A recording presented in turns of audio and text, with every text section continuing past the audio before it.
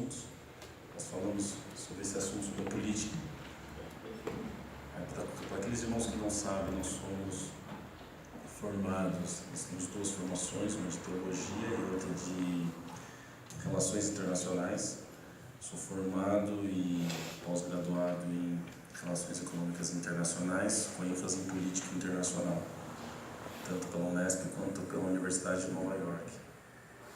E isso nos coloca um ponto que a gente fica pensando às vezes quando o assunto, às vezes quando é debatido, porque às vezes o assunto ele caminha de um jeito, às vezes a igreja, a instituição conduz o assunto de um jeito, a nossa formação às vezes pode ser de outro jeito, e talvez isso gere um conflito. E esse conflito às vezes é bom, porque faz com que a gente comece a pensar por um outro lado do qual às vezes não pensamos. E questionar às vezes se o caminho está certo ou não. Desse assunto, essa Josiane a lição, por favor. O assunto que nós estamos abordando. Não, pode ser a lição mesmo. A revista, obrigado, desculpa a revista. Irmãos, a revista que nós estamos estudando, eu falo isso toda vez que eu vou começar uma aula lá na escola dominical, lá na sede. É o seguinte, para os jovens: existem dois tipos de aula. Existe a aula analítica e a aula expositiva. O que seria a aula analítica? A aula analítica é aquela que é feita por muitos professores, que eles pegam a lição, pegam um tema e vão baseando a aula deles em cima da lição. Então eles vão lendo, comentário, introdução. Essa é a aula analítica, que é feita na escola dominical. Só que existe a aula expositiva. Quem dá essa aula expositiva? Basicamente, nas Assembleias de Deus, o conselheiro teológico, que é o pastor Antônio Gilberto, dentro das Assembleias de Deus, do Ministério do Belém, o pastor Caramuru, e eu sigo essa linha deles, a aula expositiva. O que seria essa aula expositiva? A aula expositiva é o seguinte, irmãos: a gente pega o tema, por exemplo, vamos pegar aqui um tema aqui da lição. Eu estou falando isso exatamente porque os irmãos vão ver o conteúdo depois. A gente pega o tema da lição, ética cristã, por exemplo, e direitos humanos. Aí a gente pega a verdade prática, que seria aí uma temática daquilo que ele está querendo falar, usa um pouco do contexto, usa um pouco daquilo que está querendo ser dito, mas a aula é como se fosse um outro comentário bíblico. Então isso é chamado uma aula expositiva. Eu sigo essa linha. Então eu sempre sigo essa linha. Então muitas coisas, basicamente quase tudo que nós vamos falar hoje, eu vou me basear dentro dessa aula expositiva. E o que acontece? Nós estamos chegando na lição número 12. O tema dessa revista, Valores Cristãos, enfrentando as questões morais de nosso tempo. E nós baseamos totalmente essas 13 lições, vamos assim dizer, na questão ética, né? A ética cristã, ética e ideologia de gênero, direitos humanos, aborto, vícios, drogas, planejamento familiar, e chegou nesse assunto: ética cristã e política. O que mais me chamou a atenção nisso daqui foi o seguinte, irmãos. Nós temos, e é uma coisa assim das Assembleias de Deus, né? Uma herança das Assembleias de Deus que eu não sei por que se mantém assim, né? Nós estudamos sobre 12 lições até hoje sobre ética. Quem pode falar o que é ética?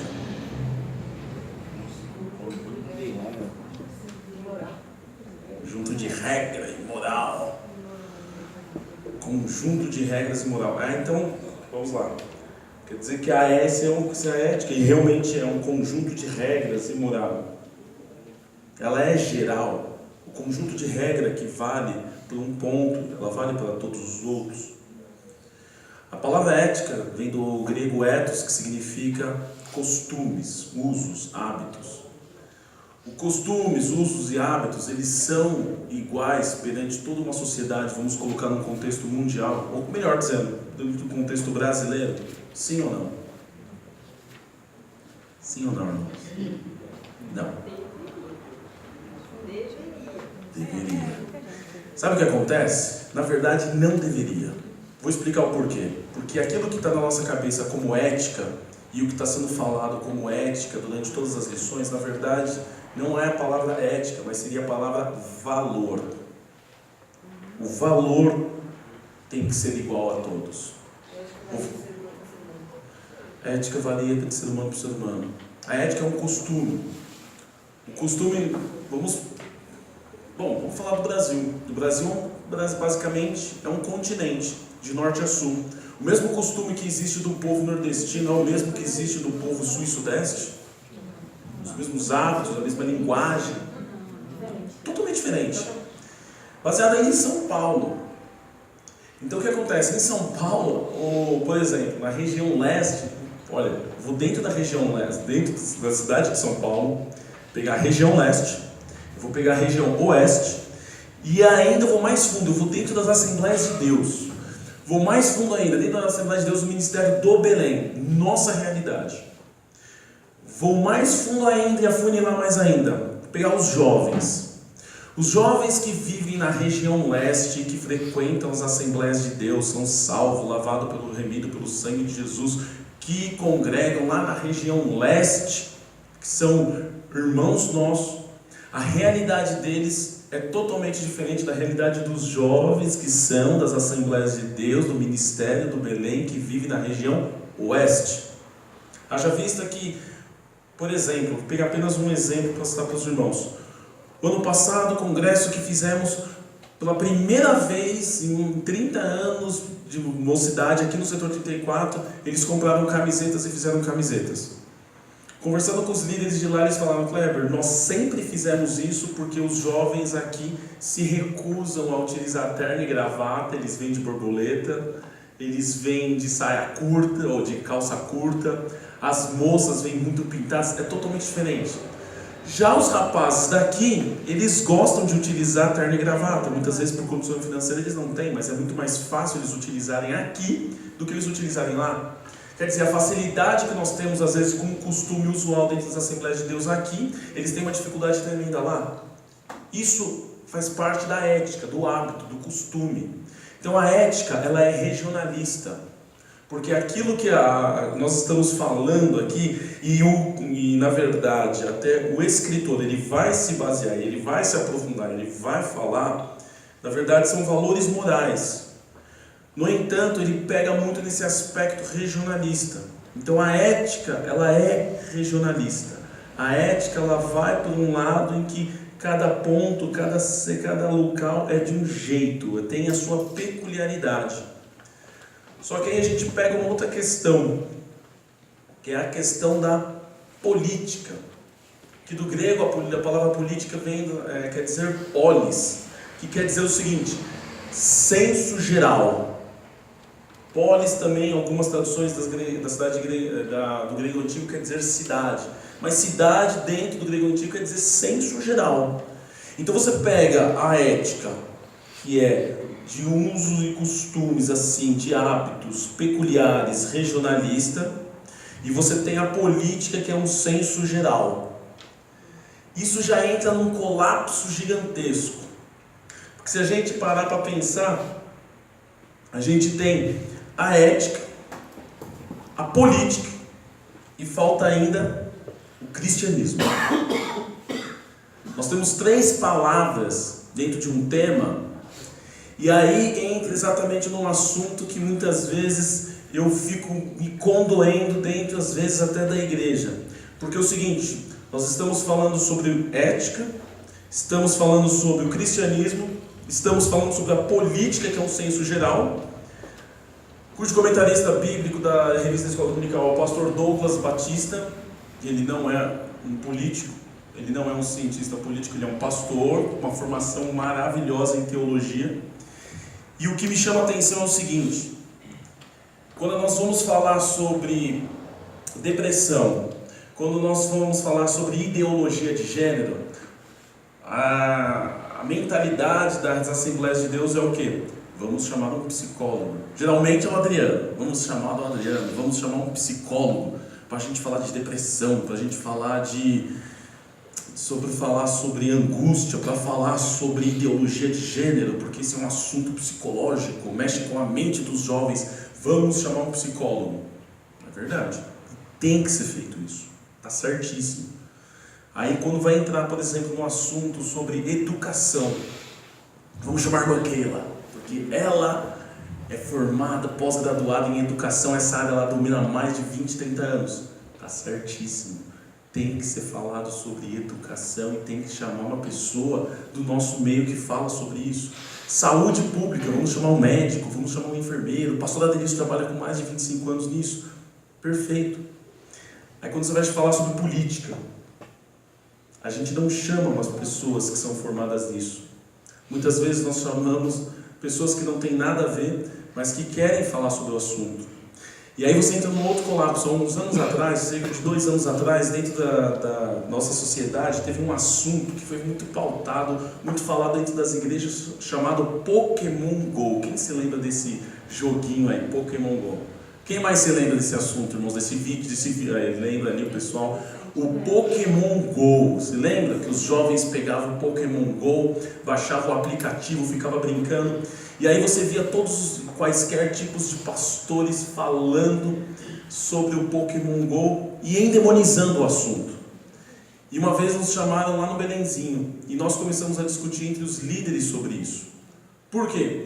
Porque todo o assunto que estava sendo falado em cima de púlpito, todo o assunto que era falado dentro da internet, e onde tinha colunas, artigos falando todos os assuntos tratados a respeito de Pokémon GO, aonde foi endemonizado de todas as formas e meios sobre o Pokémon GO, foi falado sobre pastores, sociólogos, e não chamou nenhum tecnólogo. Nenhuma pessoa de tecnologia parou para falar sobre o bendito do Pokémon GO. Mas chamaram-se sociólogos, chamaram psicólogos, chamaram pastores. Mas uma pessoa que trabalha na área de tecnologia, nenhum foi chamado. E eu, quando estava no Belém, eu comecei a falar com isso exatamente com os líderes, falando, por que não? Por que vocês não falam? E eles me chamaram, foi a única vez, porque sabiam que eu trabalhava há 17 anos na área de tecnologia. E eu falei, olha, o Pokémon GO ele tem tudo, menos demônio. Ele é tudo, menos demônio. Poxa, mas como que você fala isso? Simplesmente, porque quando você tem uma empresa, como por exemplo uma Apple, e ela quer melhorar os sistemas delas de software, ela contrata uma outra empresa cujo protótipo, cujo objetivo dela é viralizar perante toda a sociedade o conceito que ela quer colocar para depois ela melhorar o sistema dela. Como assim? Ela contratou uma outra empresa que criou um jogo e viralizou para cerca de 96 milhões de pessoas de toda a sociedade, assim, do mundo, para que pudesse, dentro do Pokémon GO, existe algo de todo tecnólogo chamado linguagem de programação. Para ele desenvolver o jogo, ele tem que ter uma linguagem de programação. Então ele desenvolveu um conceito onde as pessoas pegavam o Pokémon, disputavam, ia de um lado, ia do outro. E o que acontece? Nessa linguagem, você pegava a localização das pessoas, os hábitos das pessoas, os costumes das pessoas, o que essa pessoa faz, o que essa pessoa não faz, e colocava tudo dentro de um banco de dados. Poxa, então eles estão localizando a gente. É verdade. Com isso, o que acontece? Passaram-se 2 anos, não existe mais essa empresa e não existe mais o Pokémon GO. Qualquer pessoa que quer baixar esse jogo não vai ter mais esse jogo. E o que eles fizeram? Eles pegaram todas essas informações, passaram para a Apple. E, por exemplo, sem que você percebe, hoje você continua com o Pokémon GO. Qualquer pessoa que tem um Facebook, a linguagem de programação é a mesma. Qualquer pessoa que tem um Apple, a linguagem, todo o conceito que foi utilizado é o mesmo. A diferença é que não tem o jogo. Mas o que isso mudou na minha vida? Simplesmente, quando você está em determinada região do país e você abre o seu Facebook, automaticamente o Facebook já vai perceber que você não está em São Paulo, mas que você está na Bahia. Quando você entrar no Facebook e tentar procurar um táxi, automaticamente ele já vai perceber que você quer procurar um táxi, vai saber a sua região e vai te fornecer as empresas que estão mais perto de você. Se você entra dentro de um shopping center, essas pessoas já vão perceber. Aqui, por exemplo, quando você entra no Facebook, tem aquelas lojinhas que as mulheres gostam. Então, ele vai ver o tipo de roupa que você gosta. Olha, gosta desse tipo de blusa com essa cor. E aí o que acontece? Quando você entra no shopping, tudo que você quiser vai te mostrar automaticamente, do tipo de blusa, do tipo de cor. Olha, ele gosta só do McDonald's, então vai te mostrar todas as promoções que tem o McDonald's e as variedades para que você compre isso. Isso tudo foi tirado dentro do Pokémon GO, para facilitar a vida de uma pessoa. Só que, por que eu estou falando isso? Por causa do conflito exatamente no tema. Porque nós estamos falando de um assunto onde infelizmente por costumes nós não chamamos às vezes uma pessoa da área quando vai se falar sobre algo inovador. Haja vista que quem é da Assembleia de Deus mesmo há bastante tempo, viu que há quase 30 anos atrás era proibido ver televisão dentro da igreja. Você lembra disso? Quem usava televisão era disciplinado, excluído dentro da igreja. Não, malha e rádio.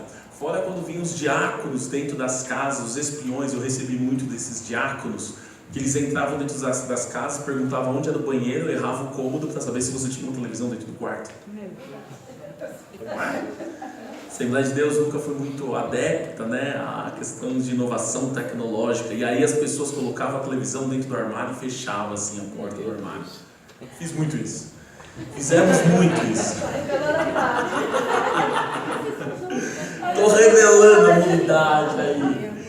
Fizemos muito isso. E aí você tem um conflito que é exatamente sobre essas três esferas do nosso tema, né? Possuímos um antagonismo entre ética, cristianismo e política. A ética possui o mesmo significado na política? Não. Existem diversos autores, como Thomas Hobbes, Nicolau Maquiavel, que diz que a ética da política é autônoma. Por exemplo, vocês podem achar até estranho, mas existem casos, médicos podem falar muito bem disso. Porque um médico, quando ele está lá no seu trabalho dia a dia, se morre um paciente, ele vai para uma mesa diretora para justificar e muitas vezes, então passou, sem problema. Existe até a chamada máfia do colarinho branco.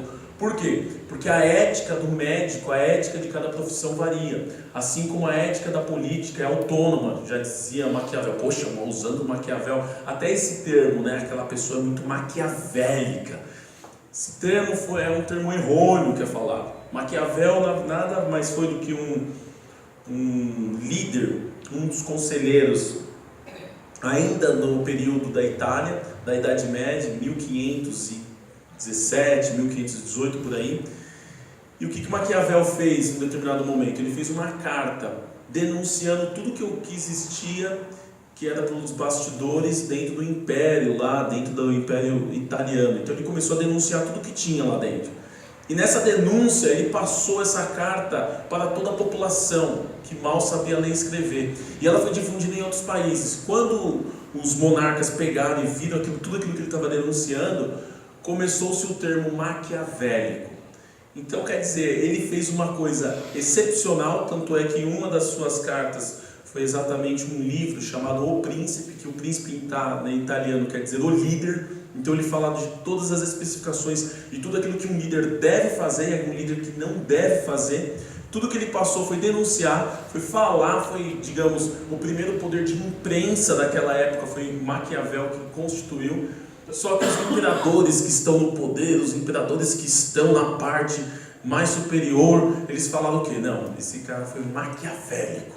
Ele foi e aí denominou-se, difundiu-se o termo maquiavélico como se fosse algo ruim, mas ele não foi ruim. Então, exatamente, ele começa a questionar sobre essa questão de a ética da política é autônoma.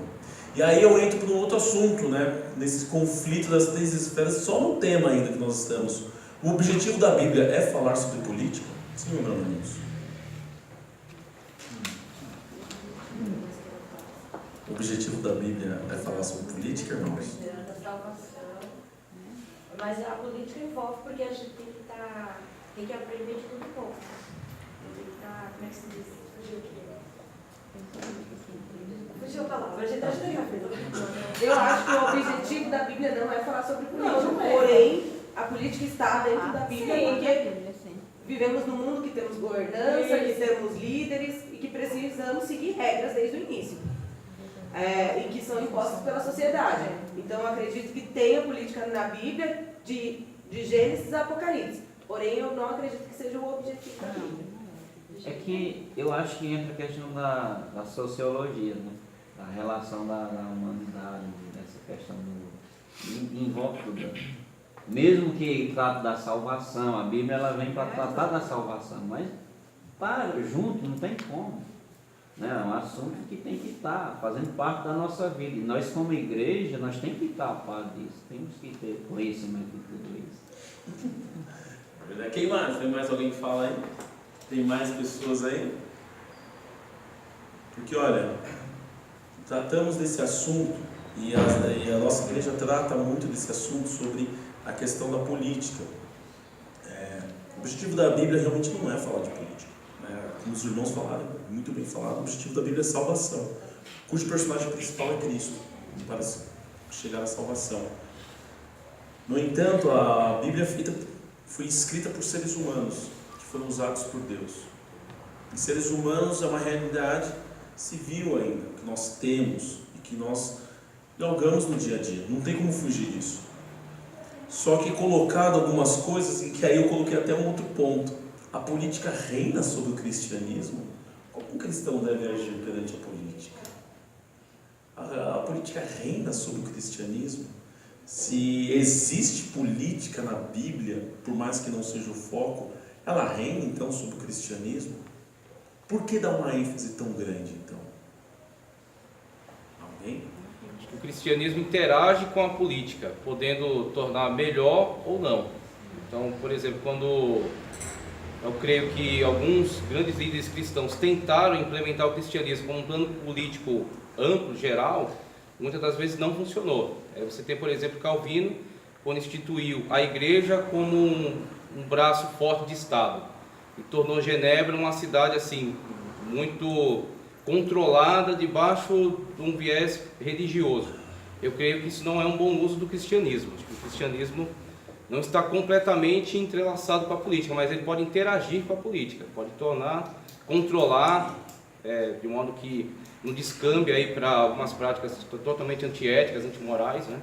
Então eles podem interagir, mas não está totalmente relacionado. Por exemplo, é ético então um cristão buscar uma vida mais politizada, assim, buscar estar na política? Que é mais do que ética, é imprescindível. E é ético a política ter apenas cristãos?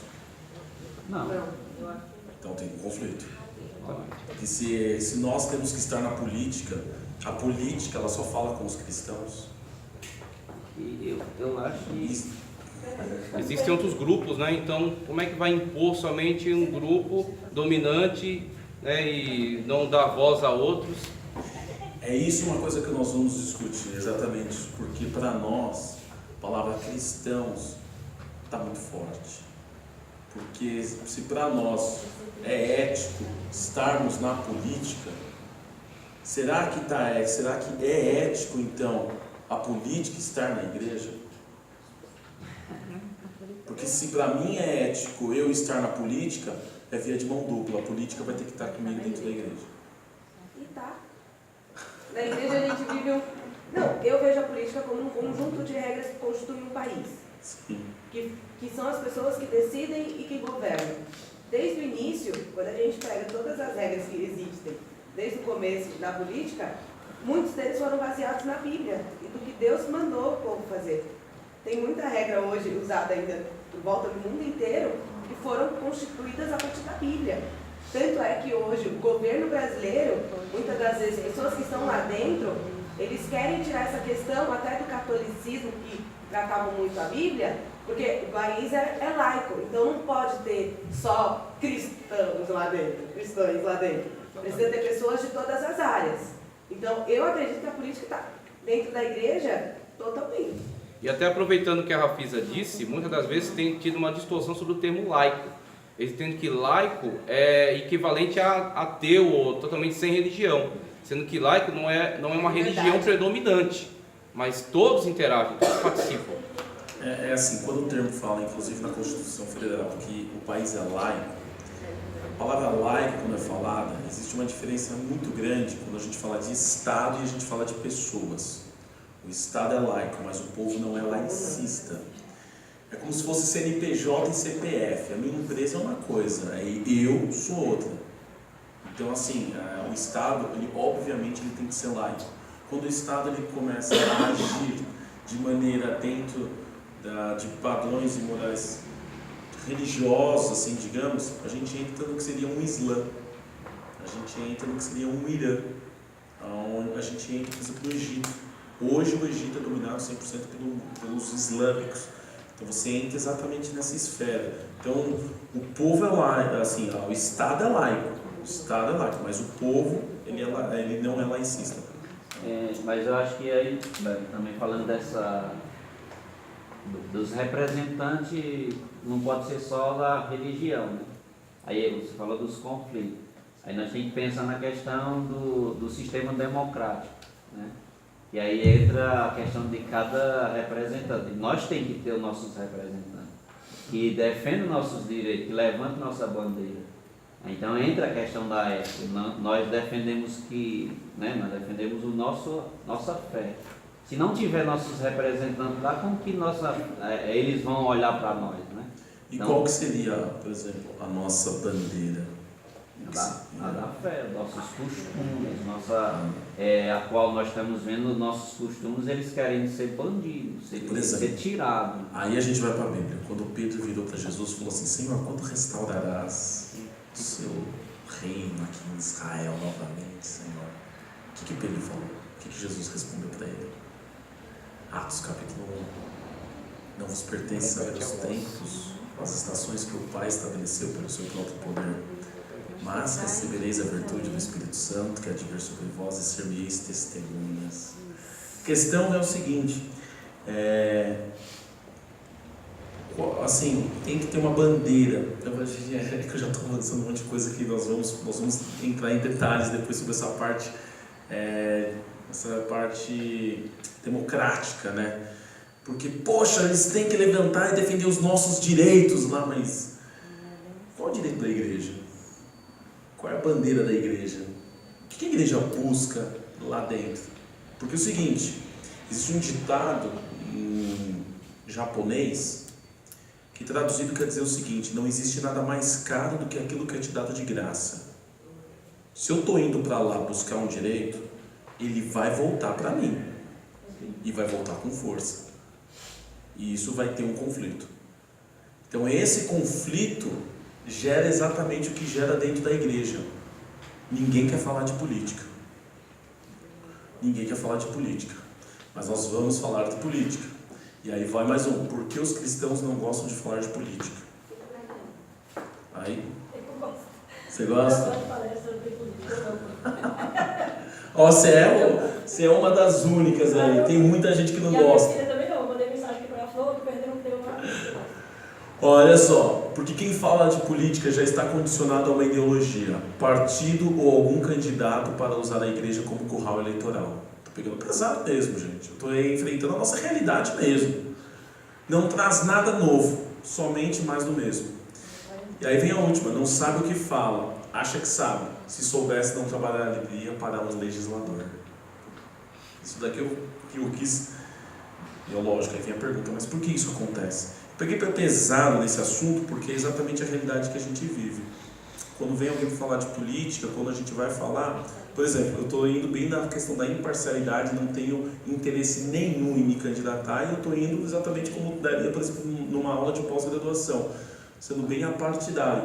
O que acontece é assim: quando você está falando, a gente vê muitas pessoas que falam de política, que trabalham às vezes para um vereador, para uma deputada. E aí a gente começa a pensar em algumas coisas, né? Por exemplo, os presidentes que tivemos, vamos começar da redemocratização do país até hoje, né? De Collor, Itamar Franco, Fernando Henrique Cardoso, Lula, Dilma. Algum deles já chegou a trabalhar para algum vereador? Para algum deputado? Para algum governo? Sim, mas não, nenhum deles trabalhou para nenhum vereador ou nenhum deputado. Vamos ter os governadores, Alckmin, outros aí desde a era do PSDB, Serra, Maluf, Fleury. Algum deles trabalhou para algum vereador, deputado? Nenhum. Vamos para os prefeitos, vai. Kassab, Dória, Haddad, Marta, quem mais? Maluf de novo. Algum deles chegou a trabalhar para algum vereador, deputado? Nenhum. E por que eles trabalham? Curral eleitoral. E isso, querendo ou não, você prende mais uma pessoa para querer ganha-pão dela. Existe um ditado que diz assim, que aonde tem conflito tem dinheiro.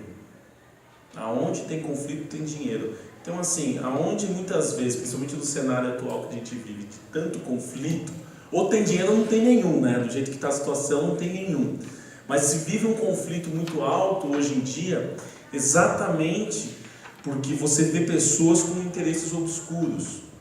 Você não vê um interesse, porque se você virasse hoje, como existia na época do regime militar, onde os vereadores não ganhavam nenhum salário, dificilmente você iria ver o número de candidatos que tem hoje, ou o número de candidatos principalmente para deputados. Se você pega e tira todo tipo de orçamento, tudo, para deputado e para vereador, você vê que não iria sobrar muita gente para querer discutir sobre isso. Você iria ver que o número iria sumir. Por quê? Porque existem interesses, e esses interesses não têm nada a ver com a política. Esse interesse tem a ver com o interesse pessoal. E aí você entra num conflito. E um conflito grande, onde começa a desestimular, começa a enfraquecer, você começa a ter um desinteresse pelo assunto, por aquilo que você pode melhorar até dentro da sua vida.